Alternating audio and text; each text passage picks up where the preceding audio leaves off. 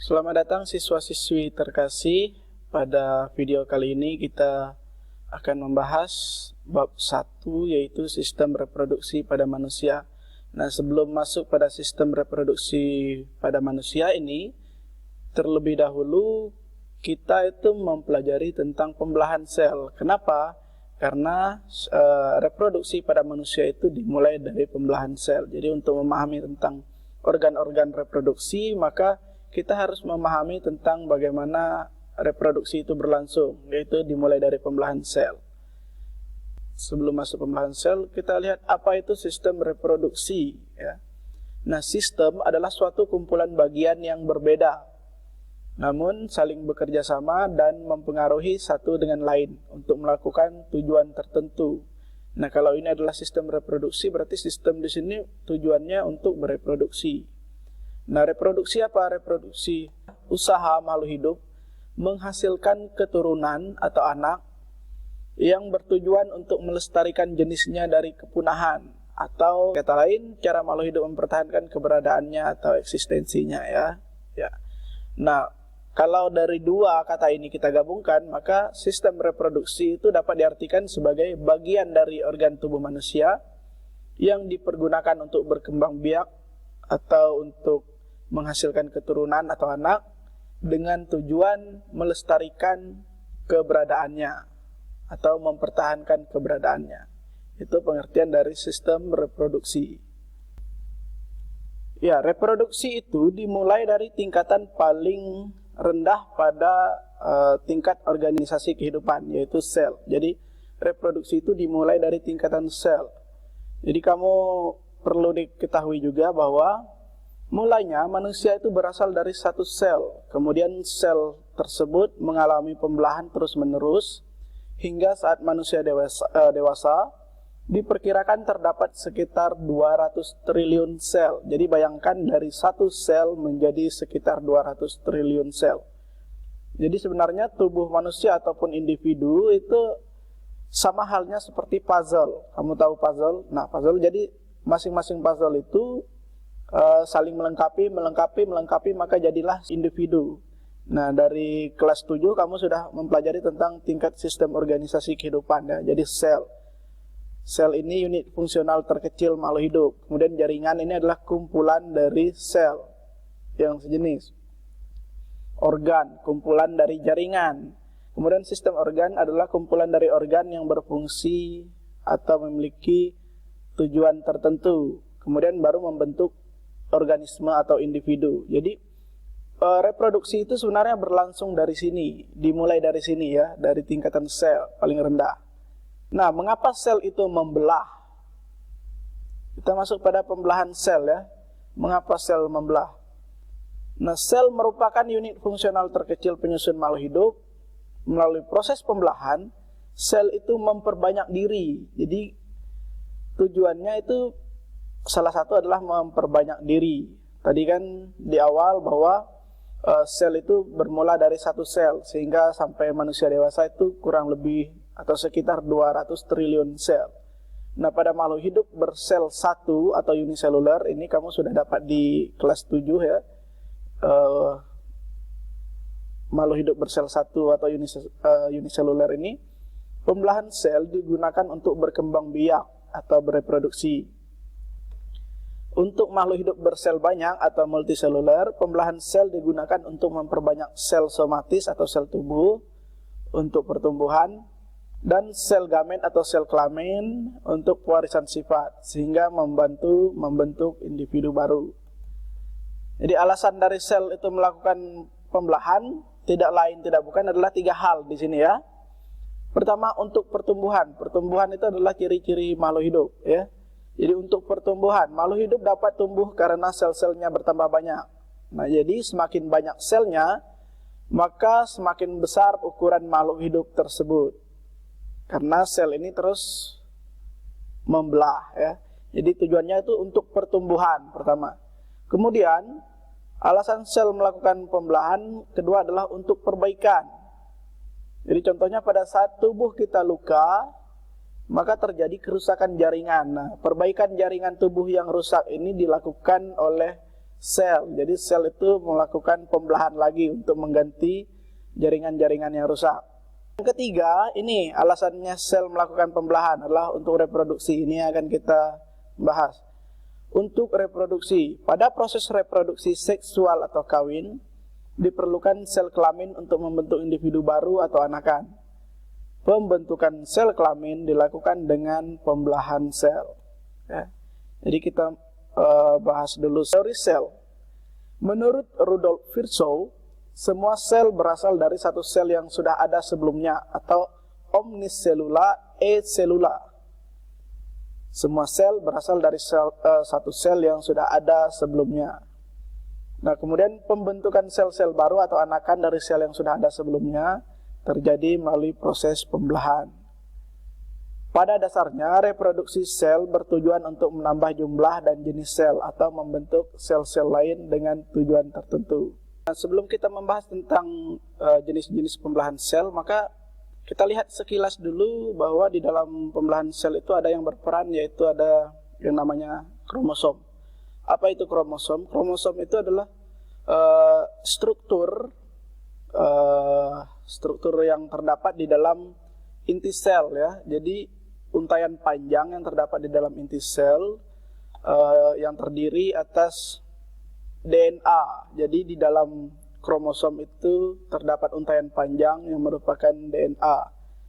Nah, bagian-bagian kromosom itu ada kepalanya disebut sentromer. Lalu bagian yang seperti lengan ini, ya, ini kromatid. Jadi ini kromatid. Kromatid ini terdiri atas benang-benang halus. Jadi ini kamu lihat seperti benang kusut itu disebut dengan kromatin. Nanti dia akan memanjang. Tapi ketika dia memadat seperti ini disebut dengan kromosom. Jadi kromatid ini lengan, sentromer, lalu ada kinetokor ini sebagai pelekat. Juga ada mikrotubulus kinetokor. Ya, kita masuk di sini. Pembelahan sel itu ada dua, yaitu pembelahan mitosis dan meiosis. Sebenarnya ada satu lagi, yaitu pembelahan amitosis, tapi itu adalah pembelahan langsung, bukan yang akan kita bahas di sini. Jadi kita hanya membahas dua, pembelahan mitosis dan meiosis. Pembelahan mitosis, apa itu pembelahan mitosis? Pembelahan mitosis adalah pembelahan yang terjadi pada sel tubuh atau sel somatis, di mana kromosomnya, tadi kromosom di awal tadi ya, kromosomnya itu berpasangan sehingga disebut diploid atau 2N. Ciri dari pembelahan mitosis ini adalah terjadi pada sel tubuh, bersifat diploid atau 2N, dan sel anakannya itu identik atau sama dengan sel induk. Nah, pembelahan mitosis itu memiliki beberapa fase atau tahap.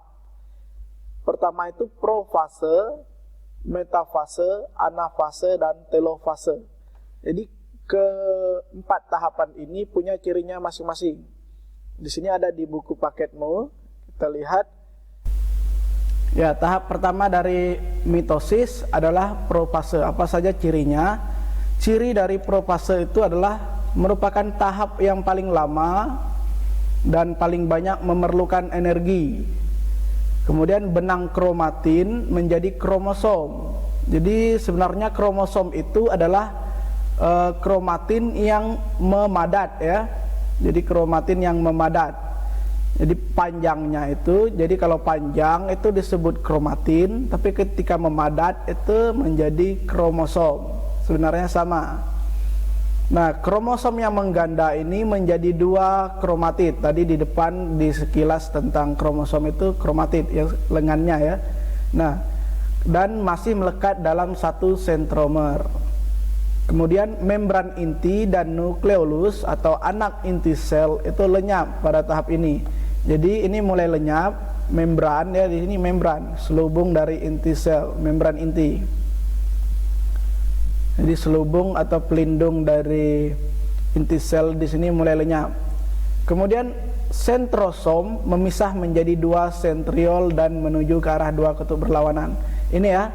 Jadi pada sel itu ada yang namanya sentrosom. Ketika mau membelah, maka sentrosom itu menjadi dua juga. Jadi ini bisa dilihat ada dua sentriol, jadi ini disebut sentriol. Apa fungsi sentriol ini? Sentriol ini mempertahankan posisi sel atau mempertahankan kedudukan sel sehingga selnya tidak rusak ketika pembelahan. Nah, di antara kedua sentriol terbentuk yang namanya ini ya, benang spindle. Nah, benang spindle itu apa? Benang spindle itu sebagai penghubung antara dua sentriol ini. Nah, itu tahap pertama dari mitosis, yaitu profase, ciri-cirinya. Berikutnya pada tahap metafase. Tahap metafase ini adalah tahap paling singkat dan memerlukan energi paling sedikit. Pada tahap ini, kromosom berjajar pada bidang ekuator atau bidang pembelahan. Nah, sentromer kromosom berikatan dengan kinetokor atau pelekat yang terhubung dengan benang spindle. Nah, ya di sini ya, kromosom itu sudah berjajar pada bidang pembelahannya atau ekuator. Nah, di ujung dari benang-benang spindle ini melekat yang namanya kinetokor. Ini melekat dan akan mengambil sentromer, nanti akan ditarik ya. Ini pada tahap metafase terjadi ini saja, kromosom itu berjajar pada bidang pembelahan. Lalu pada tahap berikutnya adalah anafase. Pada anafase sentromer membelah. Jadi sentromer ini tadi kan, sentromer membelah, ditarik oleh kinetokor yang terdapat pada benang spindle. Jadi benang spindle menarik kromosom menuju ke kutub sel yang berlawanan, di mana di ujung ini ada sentriol ya.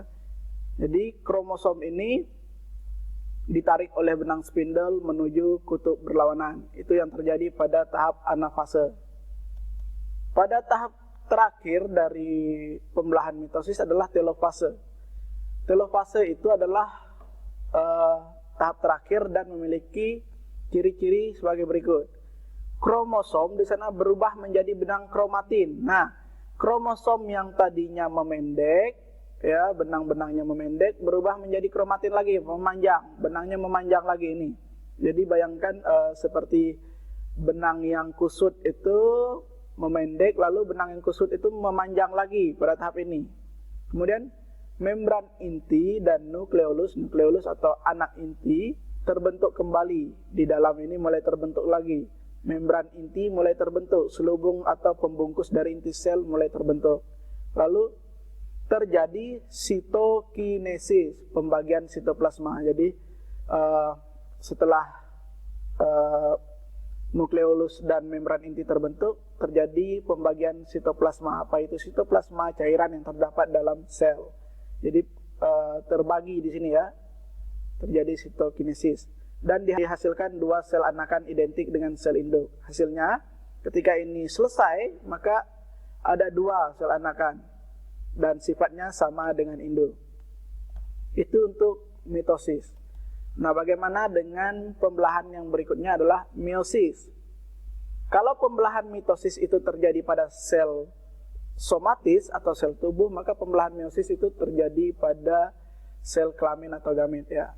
Pembelahan meiosis adalah pembelahan yang terjadi pada sel kelamin atau sel gamet, di mana sel induk itu bersifat diploid atau 2N, menghasilkan 4 sel anakan yang masing-masingnya nanti sel anakan ini memiliki jumlah kromosom setengah dari kromosom induk atau disebut haploid ya, dilambangkan dengan N. Jadi diploid itu 2N, haploid itu N.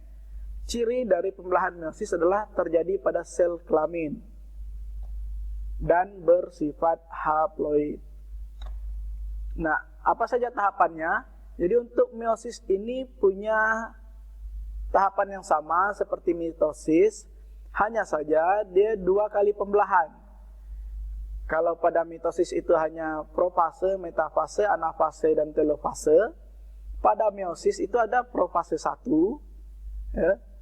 Ada metafase 1, ada anafase 1, ada telofase 1, kemudian dilanjutkan dengan profase 2, metafase 2, anafase 2, dan telofase 2. Nah, ini gambar yang ada di buku, seperti di buku. Ya, tahap pertama dari meiosis adalah profase 1. Profase 1 ini sendiri memiliki 5 tahapan. Tahapan yang pertama itu adalah leptonema. Leptonema itu apa? Leptonema itu ketika benang halus pada nukleus mulai terlihat. Kemudian zigonema yaitu pembentukan geminus atau kembaran kromosom, dan terjadi yang namanya sinapsis atau kromosom homolog berpasangan. Pada tahapan ketiga yaitu pakinema, geminus atau kembaran kromosom itu terbentuk secara sempurna. Lalu tahapan keempat diplonema, kromosom membelah dan menjauh, tetapi terdapat kiasma atau titik di mana kromosom saling bersentuhan. Nah, adanya kiasma inilah yang membuat terjadinya pindah silang pada kromosom dan merubah atau membawa materi genetik pada anakannya. Nah, serta pasangan kromosom homolog memisahkan diri di sini. Lalu tahap kelima adalah diakinesis. Kromosom menebal dan geminus menyebar di sepanjang inti. Jadi kromosom di sini ya, di dalam inti sel. Ini tahap pertama dari meiosis yaitu profase. Tahap kedua yaitu metafase 1. Pada metafase 1 ini berlangsung beberapa hal. Yang pertama, inti dan nukleolus menghilang. Jadi tidak ada lagi inti dan nukleolus di sini. Lalu terbentuk benang-benang spindle. Ini benang spindle ya. Nah, benang spindle yang di masing ujung-ujungnya ini ada sentriol. Di ujung-ujung benang spindle ini ada sentriol. Kemudian kromosom homolog bergerak ke bidang ekuator. Kromosom homolog ini bergerak ke bidang ekuator atau bidang pembelahan. Itu metafase 1. Lalu tahap yang ketiga adalah anafase 1. Anafase 1 ini di sini terjadi pemisahan kromosom homolog dan bergerak ke kutub berlawanan tanpa pemisahan sentromer. Nah, ini jadi sentromernya tidak berpisah. Oke, pada tahap keempat yaitu telofase 1. Pada telofase 1, membran inti dan nukleolus kembali terbentuk. Kemudian sel anakan berpisah dan terbentuk 2 sel anakan bersifat haploid. Nah, jadi tidak diploid lagi. Nah, di sini ya, membran inti ini mulai terbentuk ini, membran inti. Jadi yang garis-garis putus ini membran atau selubung. Membran inti mulai terbentuk. Lalu sel anakan berpisah. Ini ada 1 sel, kemudian ini 1 sel juga. Jadi ini sudah terpisah, terbentuk 2 sel anakan dan bersifat haploid. Haploid bagaimana? Kalau yang di awal tadi itu ada 4 kromosom, ini menjadi 2, jadi setengahnya ya. Ini di sini ada 2, di sini ada 2, jadi setengahnya. Nah, kemudian pada tahap berikutnya yaitu tahap kelima adalah profase 2. Pembelahan 2 buah sentriol menjadi 2 pasang sentriol baru. Ya, jadi tadi di sini di telofase sentriolnya masing-masing itu 1. Lalu pada profase, nah sentriolnya menjadi 2, terbentuk 2 lagi, mulai karena mau membelah lagi. Sentriolnya menjadi 2 di sini. Setiap pasang sentriol bergerak menuju ke arah kutub berlawanan. Nah, nanti menuju ke kutub sini berlawanan. Tujuannya itu untuk menjaga keutuhan dari sel. Kemudian mikrotubul membentuk spindel dan membran. Kemudian nukleolus lenyap. Ini karena membran intinya ini hancur, ya. Maka nukleus atau inti selnya itu lenyap. Kromosom berubah menjadi kromatid. Nah, kromosom ini memadat lagi, maka ini menjadi kromatid. Pada tahap berikutnya adalah metafase 2 atau tahap ke-6 dari pembelahan meiosis. Pada tahap ini spindle menghubungkan sentromer dengan kutub pembelahannya ya, jadi ini ya, benang spindle menghubungkan sentromer dengan kutub pembelahannya, ini ekuator. Jadi bisa dikatakan bahwa kromosom berjajar pada bidang pembelahannya di sini masing-masing. Di sini juga. Kemudian kromatid tertarik ke bidang ekuator. Nah, di sini kromatidnya ya, lengan ini kromatid tertarik ke bidang ekuator. Itu untuk metafase 2. Nah, pada anafase 2 seluruh isi sel serta benang-benang spindle bertambah panjang. Nah, ini ketika anafase 2 seluruh isi sel dan benang spindle ini memanjang karena ini akan membelah. Jadi dia memanjang, lihat bentuknya dari sini ini masih belum panjang. Pada metafase 2, pada anafase 2 sudah panjang. Jadi ini siap membelah lagi. Kemudian sentromer membelah menjadi 2. Nah, di sini sentromer. Kalau di anafase 1 tadi sentromernya tidak membelah 2. Kalau di sini sentromernya membelah 2. Ya, ini sentromer membelah menjadi 2. Ya. Dan kromatid berpasangan saling berpisah dan masing-masing bergerak ke arah kutub berlawanan. Kromatid berpasangan saling berpisah. Ini kan pasangannya dengan yang ini, dan mereka berpisah. Lalu yang hijau ini dengan yang hijau ini awalnya berpasangan kemudian berpisah. Begitu juga yang di bawah, ungu dengan ungu awalnya berpasangan di sini ya. Nah, di sini kan berpasangan. Maka di anafase 2 ini berpisah menuju ke kutub berlawanan, menuju ke sentriol di sini. Nah, pada tahap terakhir yaitu telofase 2, benang-benang kromatid yang sampai di kutub berubah menjadi benang-benang kromatin. Nah, kromatid tadi berubah menjadi kromatin lagi, mulai memanjang lagi benangnya, memanjang ini. Lalu karioteka atau membran inti atau ini ya, selubung dari nukleus, selubung inti ini terbentuk kembali dan nukleus terbentuk. Nah, ini yang bulat ini di dalam sel ini adalah nukleus.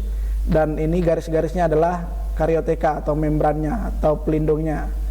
Lalu pada bidang pembelahan atau ekuator terbentuk sekat yang membagi sitoplasma menjadi 2 bagian. Nah, di sini ini ekuator. Jadi ini sudah terbagi menjadi 2, terbelah. Dan terbentuk 4 sel anakan baru dengan jumlah kromosom setengah kromosom induk. Nah, ini ya. Jadi ini 2, ini 2. Jadi setengah dari induk yang awalnya adalah 4 ini menjadi 2. Jadi sifat dari anakannya adalah setengah dari jumlah kromosom induk atau bersifat haploid. Nah, itu untuk telofase 2. Nah, jadi itu dia tahapan-tahapan pada pembelahan sel secara mitosis maupun meiosis. Nah, kalau pada mitosis tadi ada 4 tahapannya, yaitu profase, metafase, anafase, dan telofase. Sementara pada meiosis itu ada 8 karena mengalami 2 kali pembelahan. Jadi tahapan pada meiosis itu ada profase 1, metafase 1, anafase 1, telofase 1, kemudian dilanjutkan dengan profase 2, metafase 2, anafase 2, dan telofase 2 yang ini ya. Oke, jadi untuk video kali ini sampai di sini saja untuk perkenalan tentang pembelahan sel dulu. Minggu depan kita masuk pada sistem reproduksi pria dan wanita. Nah, supaya kamu lebih memahami atau lebih mudah untuk mempelajari minggu depan, maka ada oleh-oleh untuk minggu depan supaya kamu bisa lebih dulu belajar. Apa oleh-olehnya ini ya? Nah, untuk minggu depan, karena kita mau mempelajari tentang sistem reproduksi laki-laki dan perempuan, maka kamu gambar ini, digambar, lalu beri keterangan dari A, B, C, D sampai ini ya, sampai I. Ini diberi keterangan saja, bukan penjelasan fungsinya, hanya keterangan saja, apa saja. Digambar ya di buku PSPR-mu. Itu yang pertama. Yang kedua itu ini ya, ini untuk reproduksi perempuan, organ penyusun reproduksi perempuan, sama digambar dan diberi keterangan. Itu saja, tidak usah diberikan fungsinya apa-apa, itu nanti penjelasannya minggu depan. Nah, jadi sekian video kita pada kali ini. Terima kasih sudah menonton dan sampai jumpa di video berikutnya.